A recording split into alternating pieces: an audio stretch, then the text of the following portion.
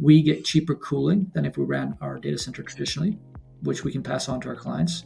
And and we all win because it actually goes from a low carbon data center platform, which we were kind of starting our journey in or hoping to achieve, to actually being a carbon negative data center platform.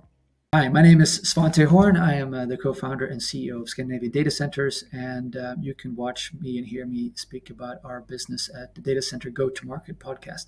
Welcome, Data Center friends. It's Joshua Feinberg from the Data Center Go-to-Market podcast, and I'm thrilled to welcome a very special guest joining me today. I'm welcoming Svante Horn from Scandinavian Data Centers. Svante is the CEO and co-founder. Welcome to the podcast. Thank you very much, Josh. Thrilled to have you joining me. And I think the first place I'd like to start is to learn a little bit more about how you ended up in this place of co-founding a data center related company. Is this something that you've been working towards throughout your full career? Was there something that you studied way back in university that made you want to pursue this? How did you end up going down this path?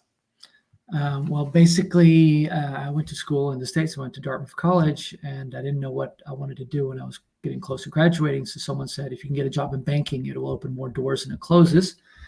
So that sounded sensible, and more by luck than by design. I actually ended up at Morgan Stanley M&A in London. The only problem was I pretty much hated every minute of it, and I pretty quickly realized I wanted to be part of something more entrepreneurial.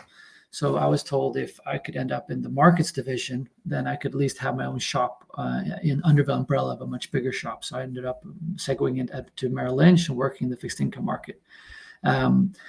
There, it turned into a fantastic platform to actually meet a lot of very entrepreneurial people with great ideas, but maybe not always access to capital. And that's where my financial background came in quite well, because I was able to see the ideas and what was the best way to scale them from a financial lens.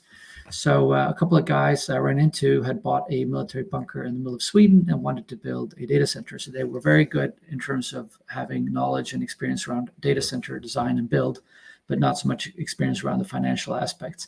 So I helped put together the business plan. I helped raise the capital from the local government, as well as the local banks and investors like myself. And I actually jumped in as interim CEO the first year. And in that project, Rockan Data Center, we took NATO security standards and we doubled them. And that ended up being quite an attractive facility for the international market. So a US IT company bought the company about 4 years ago. And that was kind of the genesis of Scandinavian Data Centers, because it was a successful project, but I kind of felt like we missed something. And what I felt we'd missed was the whole aspect of circularity, of trying to build something more sustainable than just a high security facility. Super interesting. So traditional path, education, first job, realizing that you had an entrepreneurial bug that needed to be explored, and then you went down the path of and happened to, in one of your jobs, meeting someone that acquired this bunker to build out. With that in mind, you're probably at the stage of your career where you're from time to time bumping into younger people at earlier stages. Maybe they're in college, maybe they're thinking about their first job. They've heard a lot about digital infrastructure. It's all over the mainstream business media now, and they're curious about what career paths might look like for someone less technical that's thinking about a client-facing kind of role in digital infrastructure. What would you advise someone, maybe their son or daughter of a friend or family member or neighbor or coworker? What kind of guidance would you give that person? I would be sure that it's something that makes me passionate and makes me excited and I think is fun, because I think a core thing to think about in any career choice is play to your strength. So I was having a meeting with the other owners and we were discussing our strategy in the next 6 months. And my experience is very much that you're dealt a deck of cards. Some things you can improve upon, some things, no matter how much time you put into it, like my golf game, will never become super good. So try to identify what drives you and what excites you, because if something excites you, you'll most likely like to put a lot of energy into it, and by extension, you'll probably become very good at it. Now, in terms of specifically relating that to the ICT infrastructure, I really think that I heard someone say that they see kind of power and cooling as almost commoditized types of parts of or bits of a data center, while the fibers, where a lot of the development will take place with AI and the huge amounts of information sharing between the different AI clusters, both within the data center and within adjacent or nearby data centers, and even further afield. So maybe if you can kind of have a holistic view of the data center market, I would suggest pursuing something within the fiber and the actual communication exchange part of the business. So that's super interesting. So are you seeing that throughout the continent, or are you just seeing that in Sweden, where telecommunications feels like it's going to offer much more career growth and is facing less commoditization than power and cooling? Well, I think you're pretty relevant if you can get your foot in the door and get relevant education. And even if we don't 10x the amount of data center capacity in the world in the next 10 years, which by the way, I really don't think is humanly possible. Maybe Musk has different opinions, but I do think that there will be a huge scale up of this infrastructure. And one thing that this business and this sector is it's a credibility business.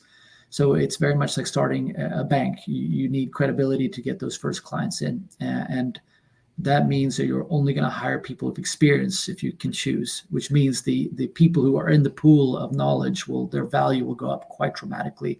And we're already seeing this play out. So I guess my quick advice is try to get your foot in the door in that part of the data center ecosystem where you find the most interesting, and work your network or work your focus into trying to get yourself in the door. And since it's such a ramping up part of the economy, most people are looking for people who are excited about joining them, and just badger people. Don't be afraid to say, read 5 books. If you read 5 books, you'll be more knowledgeable than most. And if you start, referring to those books while you're interested in the opportunity, you'll catch decision makers' attention quite quickly. I guess for anyone that's thinking about sales development or account executive role, there's probably no better practice while they're in their teens or early 20s in university than trying to figure out how to network their way to the perfect internship while they're still in school so they can build resume experience. Well, at Dartmouth, there was 2 things that really interested me. One was real estate, which actually kind of was how I built my capital before the data center. I jumped into the data sector, but also the green economy or the environmental economics aspect of things. So I did a major in environmental economics, and I tried very hard to get into the Tuck Business School real estate class because I was a teaching assistant, or I was a research assistant for one of the professors who was Swedish. And I tried very hard to get into this Tuck real estate class, and I wouldn't stop. I literally kept badgering him. And he said, Svante, in the end, you have to stop badgering me because I will get fired if I let you into this class. But being persistent will help you a lot in life. And if I could, I would have let you into this class. So persistence is quite a virtue. I had a similar experience in college and learned firsthand never to take the job requirements in the job ad too literally. This was back in the days when job ads were still in a physical student newspaper, but IBM on campus was looking for student reps. They wanted people that were at least a sophomore, presumably because they were more mature. And they wanted people that had a technical major. I was a freshman and I was a pre-business or an econ major or something like that. So managed to get the foot in the door, and it ended up being a really seminal part of the next couple of decades of my. So yeah, I'm a huge believer in trying to figure things out before you get to the point of like, okay, 3-4 years into all of this, and now what? Absolutely. Well, in Europe, it's all even worse. I mean, you literally have to figure out what you want to do before you start college. So when I was my first weeks at Morgan Stanley, some of the Germans in my analyst class had literally studied financial modeling for a year when I hadn't even opened an Excel document at Dartmouth. So it was quite a steep learning curve. Luckily, I had some very good bosses who took care of me and looked out for me. So things turned out okay. Looking back, there's definitely some serendipitous things that can happen in that environment that worked. I remember first semester freshman year, Econ 101 professor forced us to learn Lotus 123 with the old command codes. And that led to getting a really good job the following summer, because around that time, spreadsheets were still relatively, dating myself a little bit. But yeah, so you never really know when you're open to these things, where the opportunity is going to land. So with that in mind, what about someone that's more mid-career, maybe someone that you worked with 10 years ago or something, and you bump into them at a conference and they hear about all the great things that you're working on with Scandinavian Data Centers, and their careers maybe hit they're a little bit burned out. They're looking to recharge, they're looking to pivot, and they're wondering for some advice on how they could get back on track doing something related to digital infrastructure. Well, I mean, I guess my experience at Merrill Lynch and it was much more the market dynamics and my skill set. But I started as an analyst. My boss left. I got some very large clients very quickly. They actually started trading quite a lot with our house, which created a lot of buzz. And before I knew it, I'd been promoted to associate and then to vice president within 2 years, which was extremely rare, even during the bull market. And that at that point in time in my career, I very much felt like, wow, I have 2 teams. I'm covering multiple jurisdictions, multiple products. I'm 27 years old. This is what I should be doing.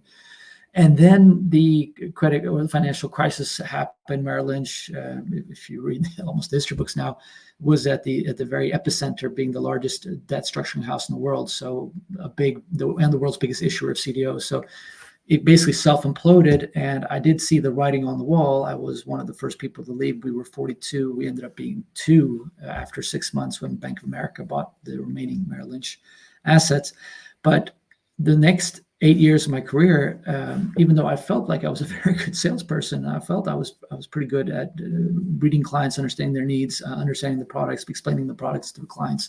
The market just wasn't there. I mean, I was literally hitting a glass ceiling. And even though I was at different houses and I was doing a good job, the Nordic market was very local currency, fragmented, small compared to the bigger market. So my ability, no matter how well I did, to rise and become kind of European head of something was very limited. And I kind of felt like I was hitting a glass ceiling.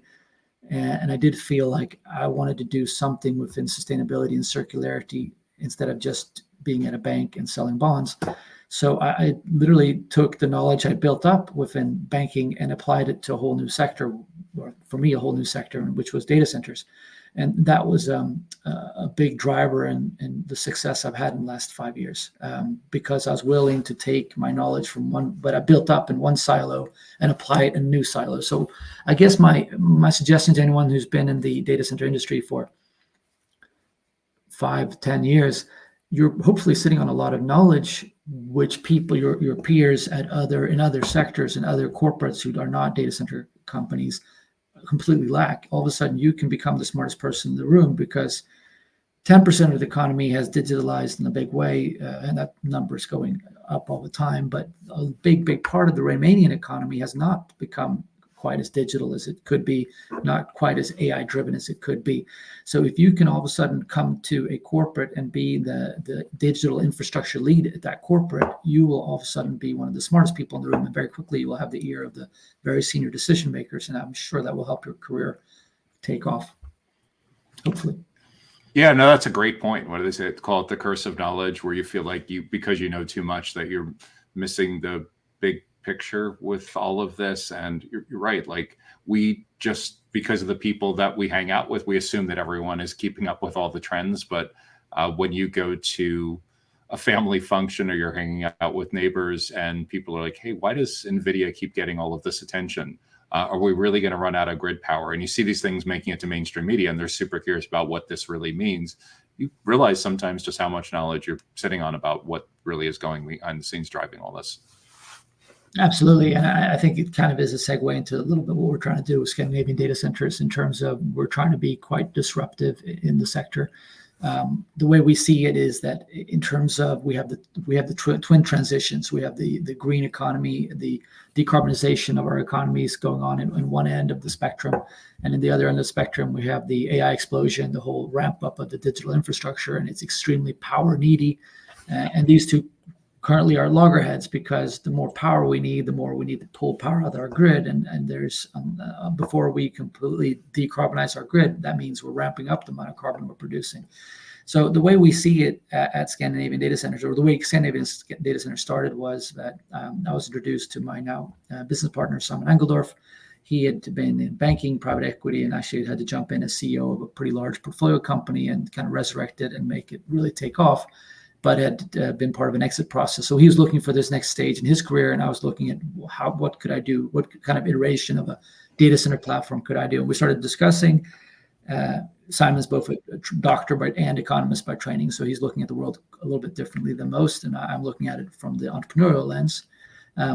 And basically, we landed in, we wanted to try to create the world's greenest data center platform. Now, that's quite bold to say that, but if you look at like what we saw then as the drivers, the variables, Sweden has one of the least carbon intensive grids, electricity grids on the planet. So that's a very good start.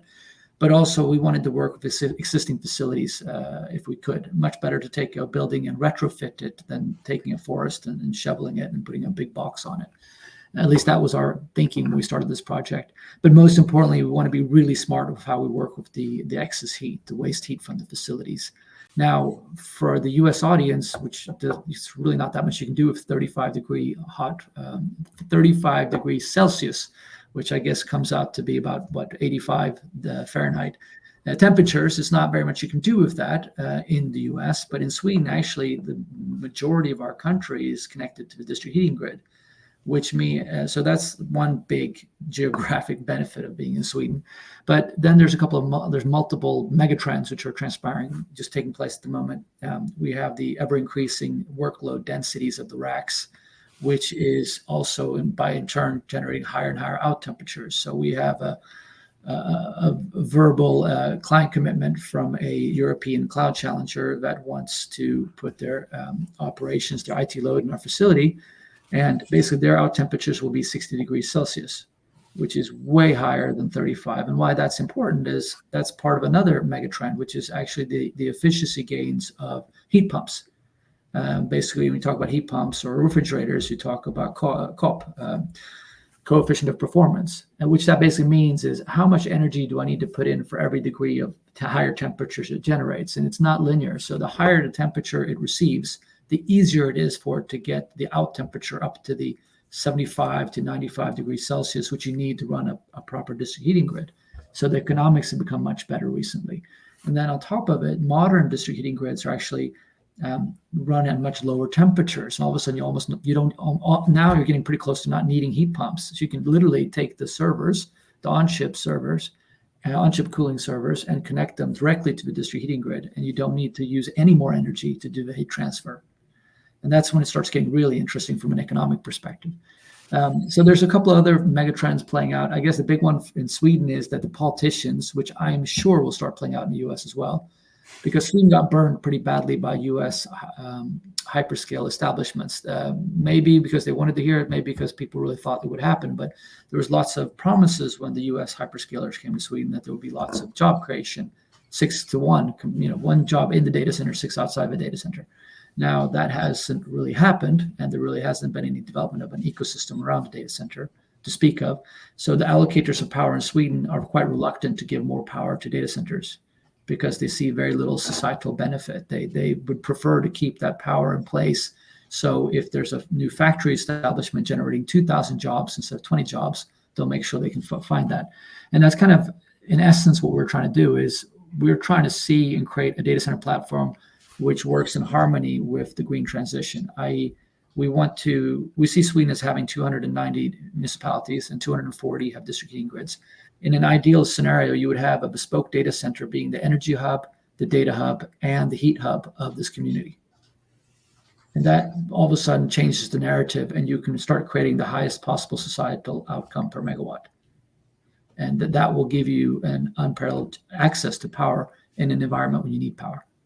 The Data Center Go-to-Market podcast is sponsored by DCSMI, elevating the role of sales, marketing, and go-to-market GTM professionals in the growth of the data center industry. To stay informed about upcoming episodes, make sure that you subscribe to the Data Center Sales and Marketing newsletter on the DCSMI website that can be found at www.dcsmi.com. Again, that URL is www.dcsmi.com.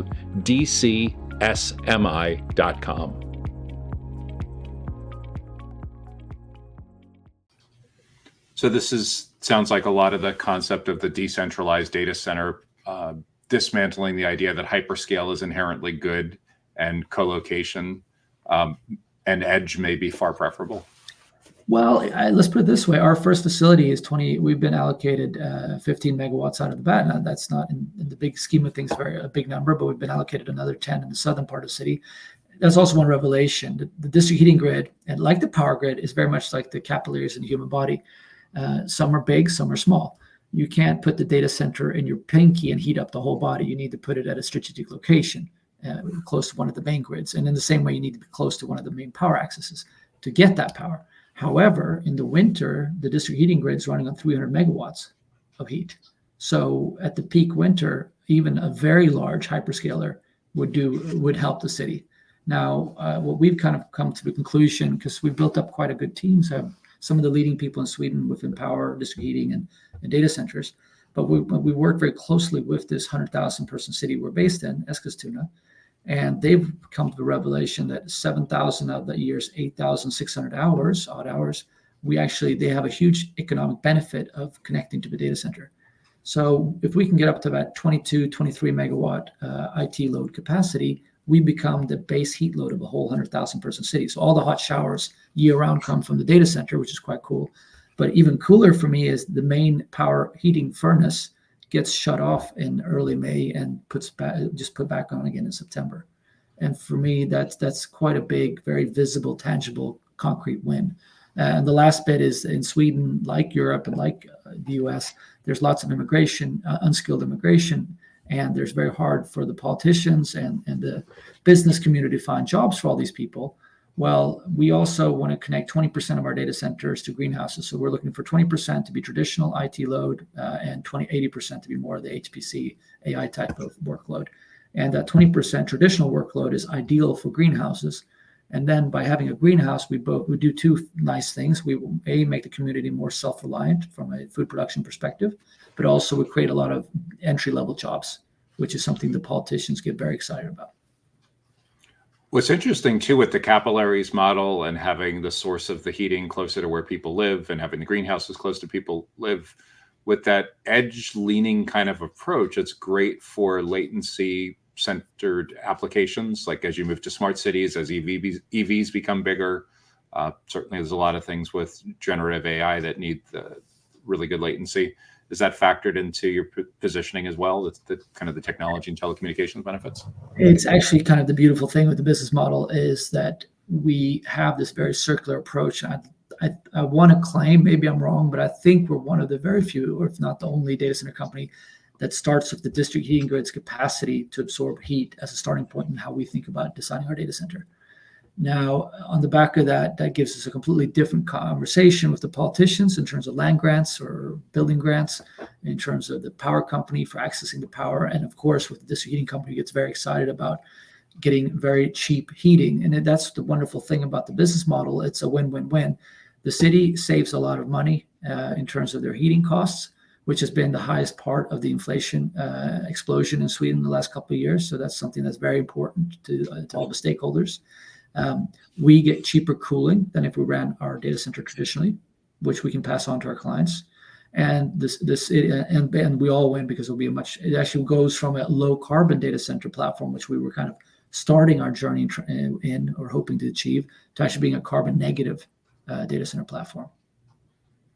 So when you look at your approach to all of this, where do you think Scandinavian data centers, where do you think Sweden and the Nordics are leaps and bounds ahead of other regions in the world, other parts of Europe, and certainly ahead of the US? What are some of the approaches where there's some lessons learned that can be modeled to improve everyone's approach to all this? One thing that strikes me quite a lot is the relatively high level of general knowledge, even with non-specialist individuals. So the amount of knowledge the politicians have about the power grid and the district heating grid actually surprises me. Why that is, I don't have a good response to answer to. But I think the main driver is actually how willing people are in Sweden to try new things. And that's why we've been able to generate the Spotifys and these type of quite innovative companies, because the layman, the normal person on the street, is actually quite interested in trying something new. And that percolates into pretty much all parts of society. So when we come with our new concept, we get a lot of interest and focus, which I think would be very much missing in other jurisdictions. Do you think the openness to change and the trust for Yes. a platform like yours is significantly higher than other places where, for starters, you have this weird toxic environment in Congress in the US where Zuckerberg comes to visit, and it's embarrassing how little our elected officials know about social media that's existed for 10 years? So maybe something like that. I think that also the risk willingness of the elected politicians and even the normal state employees to try new things, where they don't have a huge bonus down the road. They could actually lose their job if things turn really wrong, maybe, but they're still willing to take some political capital risk and proceed anyway, which I find quite encouraging. Yeah, I mean, there's business management consultants and best-selling authors that have made a career out of getting your employees to feel more comfortable taking risks and setting a culture where people are comfortable taking risks. And really, really fascinating that you've observed that at scale with politicians in Sweden. When you look ahead into your crystal ball 2, 3, 4 years out from now, how do you think founding and leading a company like yours is going to change throughout the balance of the decade? Change in terms of the company changing, or changing myself, or sorry? In terms of what it takes to lead and grow a company like yours, do you think the day-to-day routine is going to change much? Do you think the environment's going to change much? How to recruit the right team members, how to raise capital, how to make all of this happen? Sure. No, absolutely. And it's going from we're very lucky because we made a key hire recently, relatively recently, a woman named Eva Ruben, who is our COO. She basically comes from she was CEO of KPMG in Sweden. She also has been part of industrial transformation projects. So like us, she's quite used to looking at business models from the outside in and seeing how you might potentially optimize them.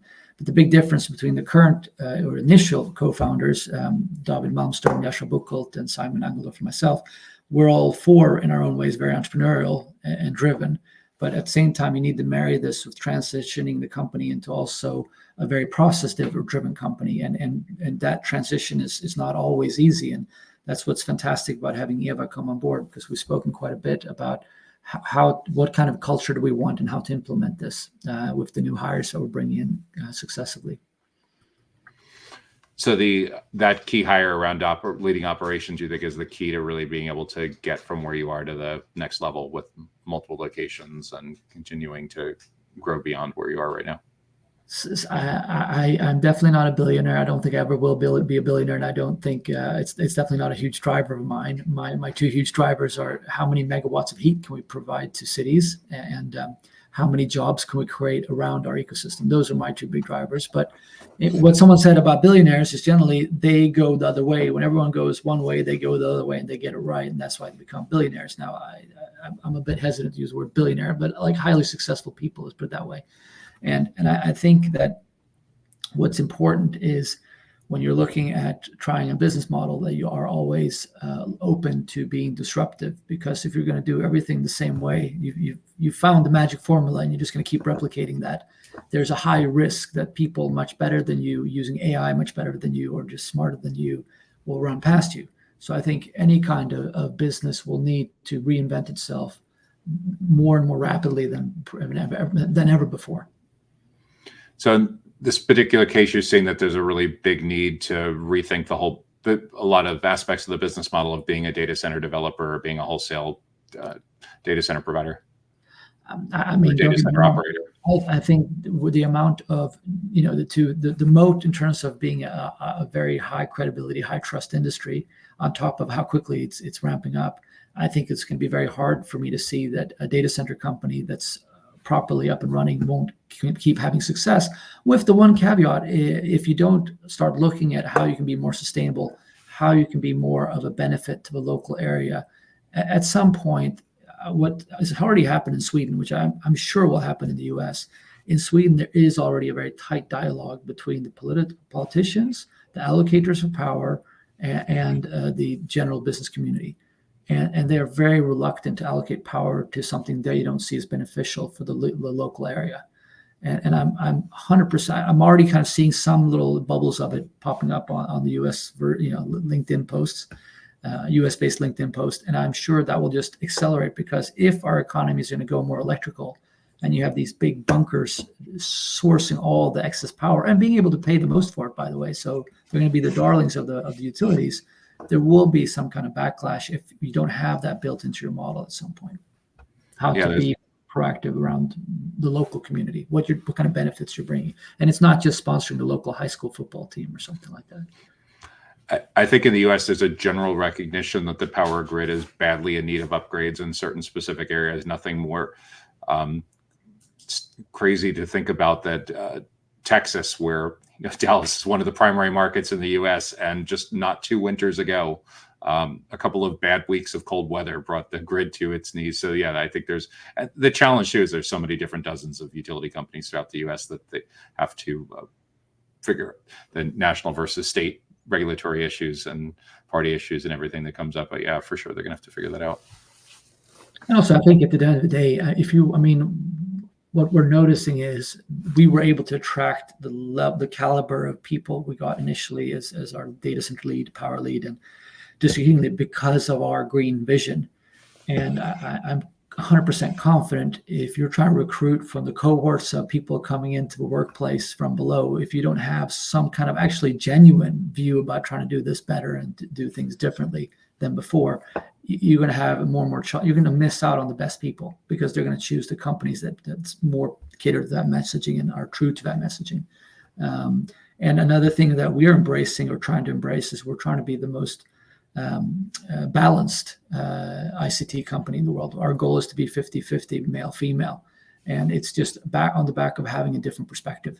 I strongly believe a very famous company builder in Sweden, Percy Barnevik, said, I really don't want 3 managers who are all middle-aged, who all go moose hunting, who all like talking about the same things, because there's no different thought. It's all just consensus thinking, and that is going to open you up to the competition running past you. So Eva is our first C-suite hire. She's female. Our first senior advisor is female. 2 out of our 3 external board members are female. Our ecosystem engineers coming in, female. So, and what's really interesting to see in that is actually that they in themselves have very good networks of very qualified, very good. We would never hire someone unqualified or less qualified than another candidate. It's not about that ever. But what it is about is getting access to pools of knowledge and experience that we wouldn't see otherwise, because we 4 founders are all guys in our 40s. So on the back of that, I do think that like having a diverse workplace is hugely beneficial. I know it's a kind of political contentious discussion to potentially have, but I think there are a lot of benefits to it. At least that's what we're seeing. Yeah, not only is there a network effect with recruiting, there's a network effect with other kinds of business partnerships with potential clients. It's a it's a core strength, and it's for sure. Unfortunately, it's still it shouldn't be a differentiator, but in the mid 2020s, it still is a differentiator. I think over time, most companies are going to move to that direction where it's just an increasingly higher priority. But at the end of the day, I think it's great to have a green business model. It's great to have a diverse workplace. But if you're not providing, and this is my experience because I was in banking and then I was working for a charity for 1.5 years, which was promoting fighting poverty through female entrepreneurship. And I wanted to try to marry the whole charity work with the business world. So I worked for a charity fundraising startup called Target Aid. And my experience there was, if you're calling a company and you're not offering them a way to save money or a way to make money, the conversation becomes very short. So at our core, we want to supply the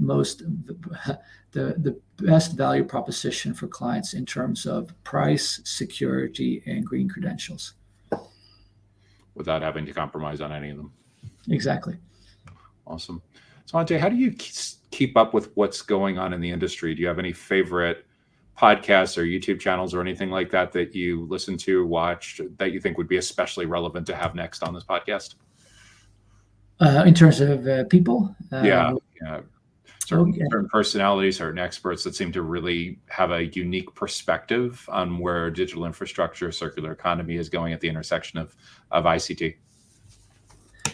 There are so many, but I'll leave that as a little cliffhanger that you'll put into your notes. I need to think about because some people might want to be recommended and some people might not be wanted. So I have a few ideas in mind, but I'll have to hold off a little bit before I ask them if they're okay for me mentioning them on the podcast.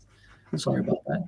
No worries. That's awesome. This has been terrific. It's really a very unique perspective. I think it's something that a lot of founders would benefit from here. I think a lot of people that are in different client-facing roles in sales and marketing and product, and even on the capital side, would benefit from hearing your perspective on all this, because I think depending on the region of the world you're located in, you may be anywhere from 1 to 3 years ahead to 3 to 5 years ahead of where many other data center developers and data center operators are thinking about these kinds of issues. So I'm thrilled that you're able to share so generously with us today. Thanks. Really appreciate it. Absolutely my pleasure. What's the best way for someone to reach out to you, follow what you're working on, get in touch with you? Is LinkedIn the best place? LinkedIn is quite a good place. I always check my emails. I might not have time to respond, but if it's a relevant question, I will definitely try to respond. And what's the best place for someone to learn more about Scandinavian Data Centers? I think to follow me or follow us on LinkedIn, and the website is quite informative. I also spoke a little bit more in depth about the platform and the company on my first podcast in a data center, Andy Davis podcast in the UK. Awesome. Yeah, I'll make sure to include those in the resource links. I've been speaking with Svante Horn, who's the CEO and co-founder of Scandinavian Data Centers based in Sweden. Thanks so much for joining us on the podcast. My absolute pleasure. Thank you very much for having me, Josh. The Data Center Go-to-Market podcast is sponsored by DCSMI, elevating the role of sales, marketing, and go-to-market GTM professionals in the growth of the data center industry. To stay informed about upcoming episodes, make sure that you subscribe to the Data Center Sales and Marketing newsletter on the DCSMI website that can be found at www.dcsmi.com. Again, that URL is www.dcsmi.com.